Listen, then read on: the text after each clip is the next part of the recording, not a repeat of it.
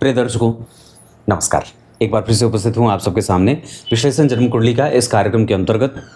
आज जो आपके सामने कुंडली लेकर के आया हूँ, ये कुंडली आई है मेरे पास मुंबई, महाराष्ट्र से। और जैसे कि आप लोग देख रहे हैं, ये वृष लग्न की कुंडली बनी है, सिंह का नवांश बना है और सिंह राशि का ही दशमांशा भी बना है। बहुत ध्यान से जब आप समझेंगे तो केंद्र में स्थिर राशियाँ बनी हैं, केंद्र में स्थिर राशियाँ बनी हैं, यहाँ भी स्थिर राशि बनी है। इसका अर्थ होगा कि लग्न, नवांश और दशमांशा चक्र में केंद्र में बनने वाली राशियाँ अगर सामान्यतया सेम राशि है या स्थिर प्रकृति की राशि बन रही है, इसका अर्थ होगा कि व्यक्ति के जीवन में, उसके विचारों में और उसके प्रभावों में एक अजीब प्रकार की स्थिरता और संतोषी प्रवृत्ति देखने को मिलेगी। बहुत सामान्य बात है। लग्न का मान 23 अंश का है, इस वजह से विचारों में कभी कभी वृद्ध अवस्था का, जैसे बड़े बूढ़ों से प्रेम करना और बहुत शालीन रहना, बहुत ज़्यादा किसी ऊहापोह वाली स्थिति में न रहना, खुद परेशान रहना और दूसरों को परेशानियों से मुक्त करना, ऐसी कोशिश करने वाला व्यक्ति होगा। लग्न कुंडली के चतुर्थ स्थान में मंगल और राहु का भयंकर अंगारक योग है, जिसका प्रभाव जातक को कैसे प्रभावित करेगा ये बताऊंगा। पंचम स्थान में जो सूर्य, बुध और शुक्र कन्या राशि में बैठे हैं, वो जातक को किस तरीके से निगेटिवली अप्रोच करेंगे वो भी जानेंगे। नवम स्थान, अष्टम स्थान, सप्तम और छठवां स्थान खाली है, जबकि दशम स्थान में गुरु वक्री हैं, 26 अंश के केतु के साथ बैठे हैं। ये जातक के जीवन को क्या कैसे प्रभावित करेंगे। एकादशवें भाव में चंद्रमा जातक को कितना सकारात्मक परिणाम देंगे और 12वें भाव में नीच के शनि का प्रतिफल कैसे जातक को निर्णय देने वाला है, ये आज के कार्यक्रम के मुख्य विषय रहेंगे। आइए शुरू करते हैं इनकी कुंडली का पंचांग, जहाँ से बहुत सारी चीज़ें जानकारी में इकट्ठी हो जाती हैं एक बार में। जन्म होता है आश्विन माह में, जिनमें जन्मे लोग, आश्विन माह में जन्मे लोग सुंदर होते हैं। मतलब उनकी सुंदरता सिर्फ शारीरिक हो या ना हो, पर मानसिक और शारीरिक दोनों होती है। उसके बाद दक्षिणायन में जन्मे होने से जातक के जीवन का संघर्ष थोड़ा बढ़ता है, क्योंकि शनि, मंगल, राहु, केतु का प्रभाव भी बढ़ जाता है। सोमवार को जन्मा है जातक, वार के अधिपति इस कुंडली के लिए पराक्रमिश होते हैं। मीन राशि के ऊपर 7.5 का निर्माण है अभी, इस वजह से व्यक्ति के निर्णय लेने की क्षमता और प्राप्त करने वाली विषयों पे मेहनत करने का बल बढ़ाने की आवश्यकता। शुक्ल पक्ष के पूर्णिमा तिथि के, अब एक बात बड़ी अद्भुत है, जन्म हुआ है रात को 10:15 और शुक्ल पक्ष का जन्म है, तो शुक्ल पक्ष के रात्रि का जन्म व्यक्ति को संतोषी और व्यवहारिक बनाता है। ये सबसे अच्छी बात हो जाएगी कि जातक का जन्म शुक्ल पक्ष में हुआ है और रात्रि में हुआ है और पूर्णिमा को हुआ है। कृष्ण पक्ष के दिन का जन्म और शुक्ल पक्ष के रात्रि का जन्म शुभ माने गए हैं या शुभ संकेत देते हैं। उसमें भी एक बड़ी अच्छी बात कहें या थोड़ा नेगेटिव कहें कि शुद्ध शुक्ल पूर्णिमा और शुद्ध कृष्ण अमावस्या ये ठीक नहीं होते, ना तो यात्रा में और ना तो ऐसे। तो कहने का अर्थ क्या है कि यहाँ पे जो दिमाग में सफोकेशन होगी वो इसी शुक्ल पक्ष के पूर्णिमा के कारण होगी। यहाँ व्यक्ति पूर्णेंदु तो है, धनवान होगा, सुखी होगा, चरित्रवान होगा, ज्ञानी होगा, परोपकारी होगा, सत्य बोलने वाला होगा, कर्तव्य परायण होगा, जिम्मेदार होगा, मददगार होगा, मदद करने वाला होगा, मददगारों की सेवा करने वाला। पर इन सब के बीच वो व्यक्ति अपने बारे में कम विचार करता है, दूसरों के बारे में ज़्यादा विचार करता है, और वो जहाँ रहता है वहाँ आसपास कोई भी नहीं रहता। मतलब उसके सगे संबंधी, उसके इष्ट मित्र एक वक्त पे आने के बाद वो एकांत में ही जाता है या चला जाता है, और उसके जीवन में भयंकर एकाकीपन भी देखने को मिल जाता है। उत्तरा भाद्रपद नक्षत्र, ओम अहिर्बुध न्याय नमः, इस मंत्र का जप व्यक्ति को प्रत्येक दिन करना चाहिए। और पीपल के वृक्ष की जड़ रविवार को या शनिवार को, रविवार को विशेषतया अपने गले में धारण करना चाहिए। साथ ही साथ ऐसे लोगों को अतिसार, शूल रोग, पेट में गैस, वात बनता है, जिसके कारण जातक के जीवन को परेशान होते स्वास्थ्य के मामले में देख रहा हूँ। वैसे इस कुंडली में निद्रा अनिद्रा की समस्या, मानसिक अशांति, घर में कलह और चीज़ों को इकट्ठा करने के लिए बड़ी मेहनत, मन को शांत रखने के लिए बड़ी झंझट, ये सब चीज़ें देखने को मिल रही हैं। ध्रुव योग ये व्यक्ति को ध्रुव की भांति स्थिर मानसिकता का बना देते हैं, जबकि ब्राह्मण वर्ण और मनुष्य गण के कारण व्यक्ति में, ब्राह्मण वर्ण के कारण शुद्धता है, और एक अलग तरीके का सात्विक प्रभाव है। और मनुष्यगण के कारण व्यक्ति में ईर्ष्या, द्वेष, छल, कपट, मोह, मात्सर्य, आलस्य, प्रमाद, कभी कभी क्रोध और उन्माद, ऐसी चीज़ें देखने को मिलती हैं। यहाँ व्यक्ति अपने आप को आगे बढ़ाने के लिए निरंतर, मैं तो एक बात यही कह दूँ, ये कुंडली वृष लग्न की है, ये व्यक्ति किसी का शत्रु हो ही नहीं सकता है। लोग इसके शत्रु भले हो जाए, लोगों को आपसे परेशानी हो सकती है, ऐसा नहीं होगा।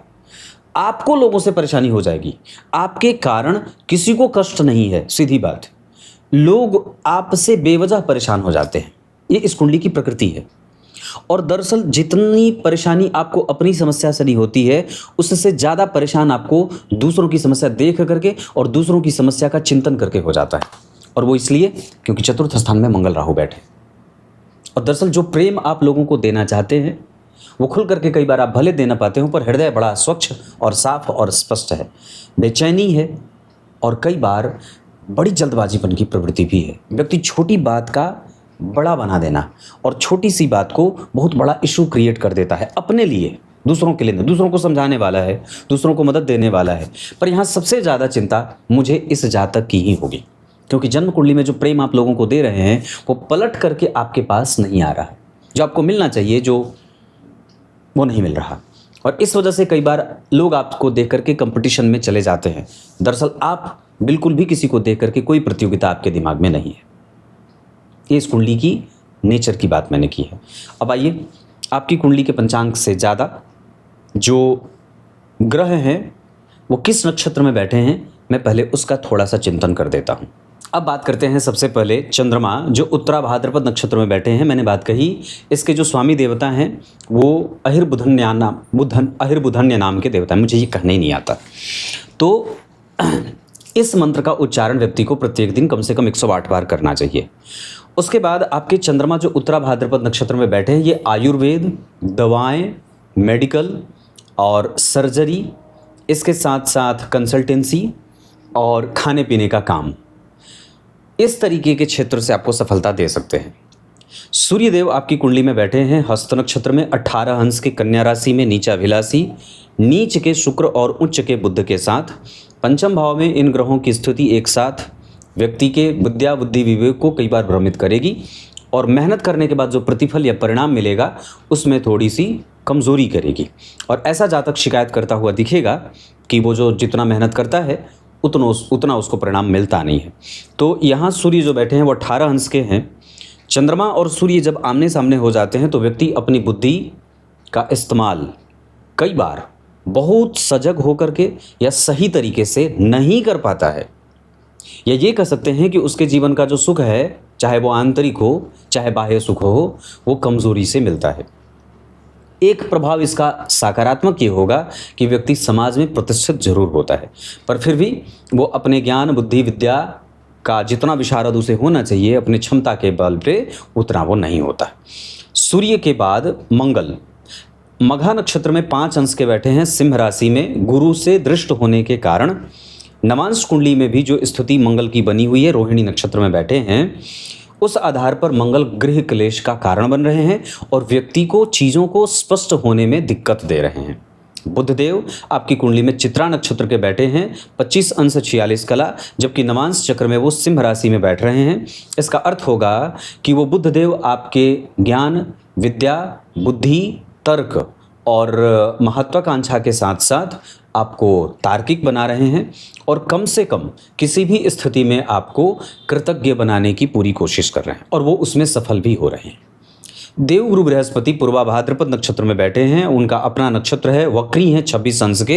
इस वजह से कोई डेविएशन उनमें नहीं होगा और वो 100% तक दशम स्थान का ही फल करेंगे। सामान्यतया देवगुरु बृहस्पति के ऊपर मंगल और राहु केतु के प्रभाव के कारण यहाँ जो देवगुरु बृहस्पति होंगे वो कई बार आपकी कुंडली के लिए मानसिक चिंताओं को देने वाले, माता और पिता के बीच कलह के कारण बनने वाले और धन के लिए थोड़ी बहुत बेचैनी या आर्थिक परेशानी देने वाले भी बनेंगे। हालांकि कई बार यहाँ पे व्यक्ति के अंदर जो गुरु वक्री हैं, राहु केतु मंगल के संपर्क में हैं, सकारात्मक भावों का प्रभाव कमज़ोर होता है। यहाँ व्यक्ति समाज को लेकर के ज़्यादा चिंतित होता है, अपने आप को लेकर के चिंताएं उसकी कम होती है। कई बार ऐसा लगेगा कि जैसे वो जितनी मेहनत अपने ऊपर करना चाहिए उतना वो नहीं कर रहा, और लोग उसका लाभ भी इसी गुरु के कारण उठा रहे हैं। नवमांश चक्र में वही गुरु 0 अंश के वक्री हो रहे, मृगशीरा नक्षत्र में बैठ रहे हैं। इस वजह से मैं ये बात कहूँगा कि हमारे अंदर कैपेसिटी है, हम जिम्मेदार भी हैं, और सामान्यतः हमारी दार्शनिकता बड़े ही ऊंचे लेवल की है, जहाँ तक पहुँचना सामान्य व्यक्ति के बस के बाहर है। इस वजह से ही मैंने कहा कि जो आपकी बात आपके दिमाग में चल रही है उसको कोई सामान्य व्यक्ति नहीं समझ पाएगा, या हो सकता है कि आपको समझने में लोगों को वक्त लगे, जबकि आप बिल्कुल ही गलत और बुरे नहीं हैं। शुक्रदेव आपकी कुंडली में हस्त नक्षत्र में बैठे हैं 12 अंश के, नवांश चक्र में वो मेष राशि में बैठ रहे हैं। इस अवस्था में वो जल से संबंधित पीड़ा देते हैं या जलीय रोग देते हैं, जैसे शरीर भलभला हो जाए, शरीर में पानी की अधिकता हो जाए, पेट का जो जलोदर हो जाए, ऐसी बीमारियां ना हो। उसके बाद पेट में कई तरीके की परेशानी, आंतों से संबंधित समस्या, पाचन तंत्र से संबंधित समस्या, आँखों से संबंधित समस्या, इस तरीके की समस्या वो शुक्रदेव देने वाले बन रहे हैं, हमें उसका ध्यान रखना होगा। इसके साथ साथ 12 अंश के बैठे हैं, अवस्थागत वो कमज़ोर नहीं है, हालांकि उन पर किसी भी शुभ ग्रह का कोई विशेष प्रभाव नहीं है। चंद्रमा और बुध के साथ जो बैठे हुए हैं, सूर्य बुध शुक्र एक साथ और चंद्रमा से दृष्ट हैं, इस कारण से कभी कभी सामान्यतः दाम्पत्य का सुख मिल जाए, हालांकि वो भी बड़ा कम सा ही है। बात करेंगे शनिदेव की। 12वें भाव में शनिदेव हर्षित बली होते हैं, उनका नीच भंग मंगल के कारण हो रहा है, जो कि सामान्य नीच भंग कहूंगा, क्योंकि चौथे स्थान के मंगलदेव अच्छे होते नहीं हैं। मारक ग्रह जन्म कुंडली के चौथे स्थान में बैठा है। वृष लग्न की कुंडली के लिए 12वें और सप्तम भाव के अधिपति होकर के मंगल राहु के संपर्क में आए हैं। उनके ऊपर गुरु की दृष्टि है, जो अष्टम के साथ साथ पापी भाव के स्वामी हैं। इस वजह से मंगल, राहु, गुरु, इनकी दशाएं जातक के जीवन को, या कई बार ये ग्रह आपके मानसिक प्रभावों को कमज़ोर करना और घर में कलह का वातावरण पैदा करने वाले बन रहे हैं। इसका अर्थ होगा कि हमें अपने कुल देवता की पूजा और अपने वास्तु देवता की पूजा स्वयं से करनी चाहिए। जिस कमरे में और जिस घर में आप निवास कर रहे हैं उस घर की सफाई और रंग रोगन, जिस जगह पे आपने अपना उद्योग जमाया हुआ है उसकी सफाई को लेकर के काफ़ी सजग और सावधान रहें, चीज़ों को गंदा होने से बचाएं। इसके साथ साथ अगर हो सके तो अशोक और जामुन के साथ साथ एक बरगद का वृक्ष अपने जीवन में निश्चित रूप से लगाएं। ये कुंडली वृष लग्न की है, जो स्थिरता प्रधान, ये स्थिर राशि है, और सामान्यतः ये भूमि तत्व की राशि है, जो व्यक्ति को धीरे धीरे सफलता देती है। हालांकि व्यक्ति की बुद्धि, व्यक्ति का ज्ञान और व्यक्ति का जो प्रभाव है वो बड़ा ही श्रेष्ठ और मजबूत है। कोई जिद नहीं है, कोई हठ नहीं है, कोई प्रमाद नहीं है और कोई ईर्ष्या नहीं है। इस कुंडली में सामान्यतया व्यक्ति अपने ही कारण खुद से ही द्वंद्व से उलझा है और अपने ही साथ वो युद्ध अंतर्द्वंद में या अंतर्कलह से जूझ रहा है। बाहर के किसी व्यक्ति से आपको परेशानी हो रही है, आपसे किसी को परेशानी नहीं है। ये मैंने नक्षत्रों की बात की है। अब आपको मैं नवांश चक्र पे लेके आता हूँ, जहाँ सिंह का नवांश बना है। यहाँ के सुख भाव के स्वामी यहाँ के लग्नेश बनते हैं, जा करके बैठे हैं कहाँ, एकादशवें भाव में। यहाँ लग्न के अधिपति पंचम भाव में, बहुत अच्छा, ये धन योग होता है। लग्न के अधिपति का लाभ में जाना भी धन योग होता है। लग्न के अधिपति का जन्म कुंडली के चतुर्थ में आना भी धन योग ही होता है। ये द्वितीय भाव के अधिपति बुध बने हैं जन्म कुंडली में, अपने भाव से 4 घर आगे। चंद्रमा से दृष्ट होने के कारण व्यक्ति व्यापार से धन कमाएगा। यहाँ पे धन भाव के स्वामी बुध होते हैं, जा करके बैठे हैं जन्म कुंडली में कहाँ, तो लग्न में, ये भी धन योग ही होता है। यहाँ धन भाव के स्वामी का पंचम में बैठना धन योग। यहाँ धन भाव के स्वामी का जन्म कुंडली में छठे भाव में जाना कारोबार को बढ़ाने में कई बार व्यक्ति को ऋण, या कारोबार को बढ़ाने में कई बार व्यक्ति को कंपटीशन का सामना करना पड़ेगा। और यहाँ पे जो मंगल और शुक्र का है वो प्रभाव कमज़ोर है। व्यक्ति बचाने की पूरी कोशिश करता है, पर लगातार मंगल, बुध और शुक्र की दशाओं में थोड़े बहुत प्रेशर के साथ उसे धन बचाने की स्थिति बनती है, या प्रेशराइज होता है, या धन कमाने के लिए उसे प्रेशर में जाते हुए देखा जाता है, विशेषतया मंगल, शुक्र और बुध की दशा में। यहाँ तृतीय भाव के स्वामी होकर के चंद्रमा जन्म कुंडली के एकादशवें भाव में, सूर्य, बुध और शुक्र के साथ मंगल का प्रभाव है। इस वजह से चंद्रमा पे 3 से 4 ग्रहों का प्रभाव जातक की कुंडली के चंद्रमा को और भी ज़्यादा बलवान बनाएंगे। यहाँ पे तीसरे भाव के स्वामी शुक्रदेव बनते हैं, जो नवम भाव में बैठ करके वापस शुक्र को देख रहे हैं, और इस भाव के ऊपर गुरु की भी दृष्टि है। इसका अर्थ होगा कि व्यक्ति विवाह को बचाने और विवाह को चलाने में सकारात्मक प्रभाव देखता है। चतुर्थ स्थान में मंगल, राहु, घर में कलह का वातावरण। चतुर्थेश पंचम भाव में बैठे हैं, ये व्यक्ति अपने माता से धन कमाता है, माता का आशीर्वाद उसके पास है। यहाँ पे चतुर्थ स्थान के मंगलदेव चतुर्थ स्थान को देख रहे हैं, और दरअसल इस भाव के ठीक आगे गुरु, शनि, राहु बैठे हैं, लेकिन पीछे भी शुक्र और आगे गुरु हैं। इस वजह से मैं चतुर्थ भाव को यहाँ पे कमज़ोर नहीं कहूँगा, लेकिन चंद्रमा के बैठे होने के कारण कई बार मानसिक तनाव घर में बढ़ता हुआ सा रहेगा। जबकि यहाँ पे चतुर्थ भाव के स्वामी का पंचम भाव में चंद्रमा से दृष्ट होना संपत्ति इकट्ठा करने वाला बना देते। पंचमेश पंचम में, यहाँ पे पंचमेश पंचम को देख रहे हैं। इसका अर्थ होगा कि संतान, दाम्पत्य, विवाह, प्रेम और रिकॉग्निशन कुंडली की है और व्यक्ति सामाजिक प्रतिष्ठा के मामले में आगे है, लोग उसका आदर करेंगे। यहाँ पे भी पंचमेश का पंचम भाव में बैठना व्यक्ति जिस दार्शनिकता के साथ, जिस प्रेम और सौहार्द स्थिति के साथ विवाह को चलाना चाहता है वो काबिले तारीफ है। कभी कभी घर्षण यहाँ शनि, राहु और सूर्य के कारण मिलेगा। उनकी दशाओं में, शनि, राहु और शुक्र की दशाओं में कई बार विवाह में और संतान में घर्षण देखने को मिलेगा। मतलब वहाँ पे स्वास्थ्य से, कम्युनिकेशन से संबंधित समस्या होगी। यहाँ पे छठवें भाव का स्वामी शुक्र है, पंचम भाव में बैठे हैं, चंद्रमा से दृष्ट हैं। इस वजह से थोड़ी मेहनत करनी पड़ेगी। आंखों से संबंधित समस्या, पेट से संबंधित समस्या, पाचन तंत्र से संबंधित समस्या देखने को मिलेगी। यहाँ पे शनि छठवें भाव के स्वामी हैं, एकादशवें भाव में बैठे हैं। छठवें भाव के स्वामी हैं, पंचम में बैठे हैं। छठवें भाव के स्वामी हैं और जन्म कुंडली में एकादशवें में बैठे हैं। इस वजह से शनि की दशा, बुध की दशा व्यक्ति के जीवन में अतिरिक्त व्यय देने वाली बनेगी। यहाँ पे भी शुक्र की दशा व्यक्ति के जीवन में व्यय देने वाली बन सकती है, या रखा हुआ पैसा कई बार थोड़ा बहुत खर्च हो सकता है। सप्तम स्थान के अधिपति का चतुर्थ स्थान में गुरु से दृष्ट होना, विवाह बचाने की पूरी कोशिश गुरु और मंगल करेंगे। माता पिता का लाभ, माता पिता का सुख इस कुंडली में है, पर कलह का वातावरण ये गुरु और मंगल, राहु कर रहे हैं। यहाँ पे सप्तम भाव के स्वामी का एकादशवें भाव में बैठना, पत्नी क्रिएटिव हैं, बुद्धिमान हैं, तार्किक हैं और प्रैक्टिकल हैं। सप्तम भाव के स्वामी शनि एकादशवें भाव में, यहाँ भी अच्छी बात है। अष्टम स्थान के स्वामी का एकादशवें भाव में बैठना, अष्टम स्थान के स्वामी का दशम में बैठना, ये गृह क्लेश का कारण बनता है और कई बार व्यक्ति को अपने लोगों से ही उतना प्रेम नहीं मिलता जितना मिलना चाहिए, और दिमाग वहाँ भी नष्ट हो रहा है जहाँ पे जाने की कोई आवश्यकता नहीं है।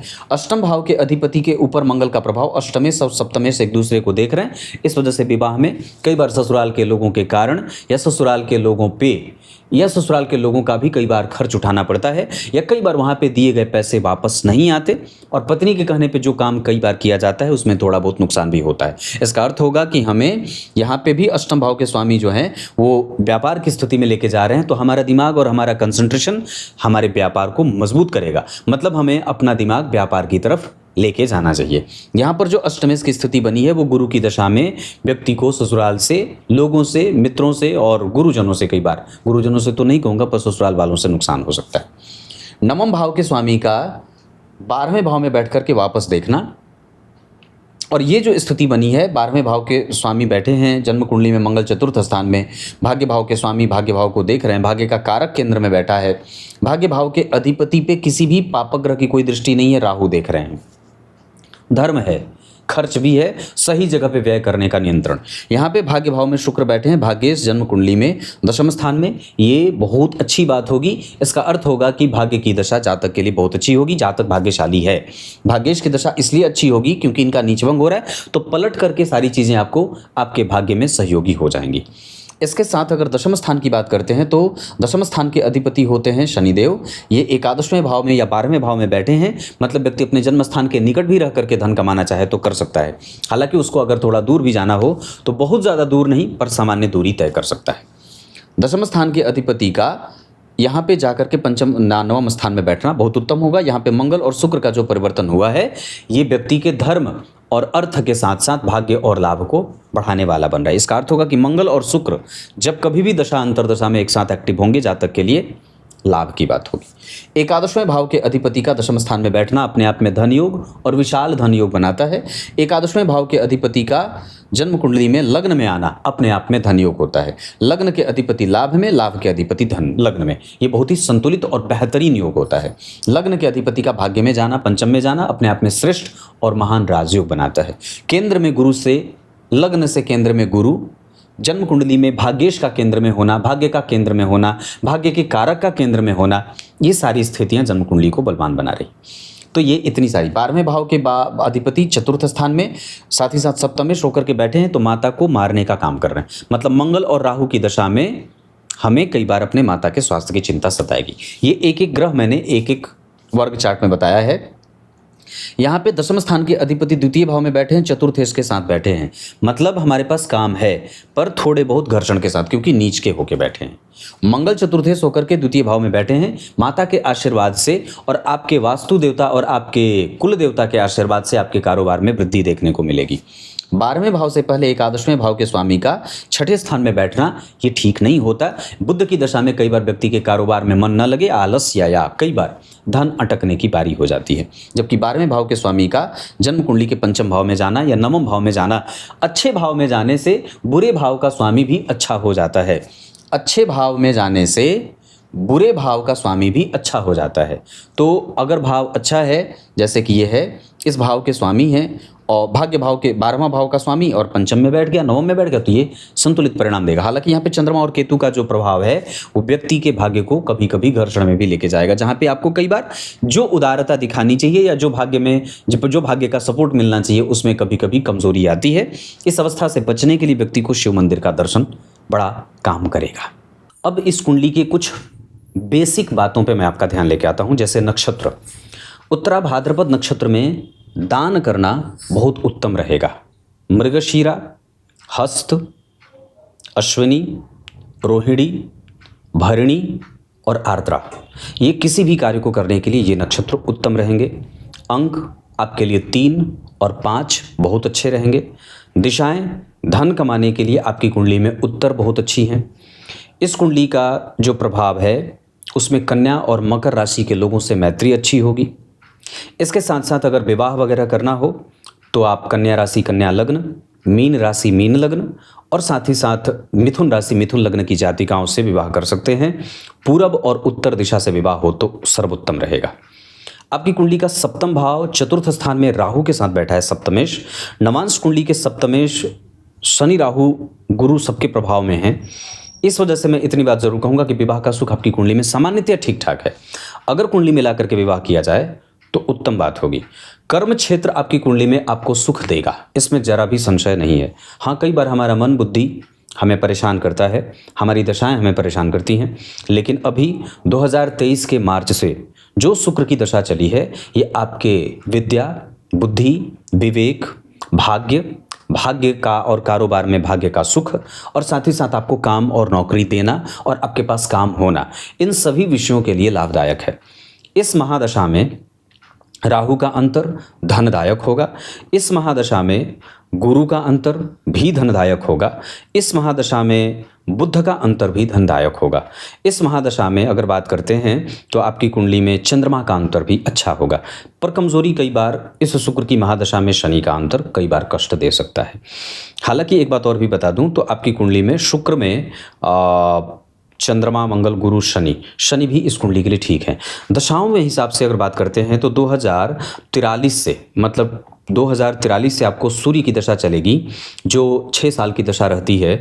उस सूर्य की महादशा में राहु का अंतर और उस सूर्य की महादशा में शनि का अंतर और उस सूर्य की महादशा में केतु का अंतर स्वास्थ्य में पेट को परेशान कर सकते हैं।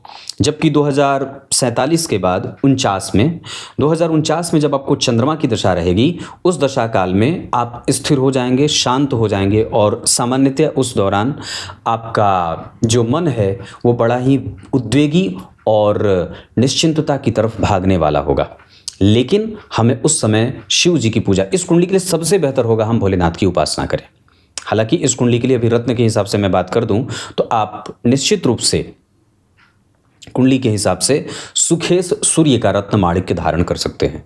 इसके अतिरिक्त आपकी कुंडली में आप चाहें तो सफेद पुखराज भी धारण कर सकते हैं। इतनी सारी चीज़ें हैं। व्रत उपवास में ये कुंडली चतुर्थी का व्रत कर सकती है और वृक्ष लगाना मैंने कहा है। इतनी सारी चीज़ें, विभिन्न वर्ग चार्ट के आधार पर जो बात मैं आपको समझाना चाहूँगा उसमें ये कुंडली संतान के सुखों को देने वाली है।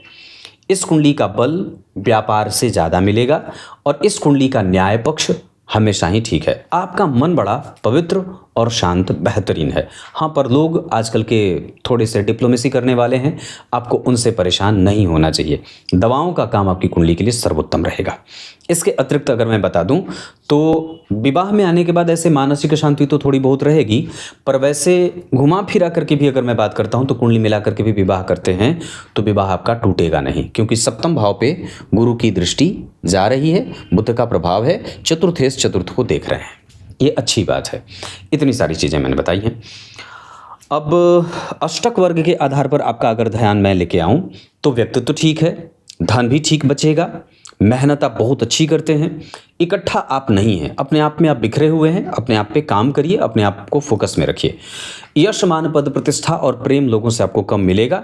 नौकरी और व्यापार में व्यापार ज़्यादा अच्छा है। कंसंट्रेशन पे हमें 1% और मेहनत बढ़ाने की आवश्यकता। भाग्य को बल देने के लिए शिव जी की पूजा।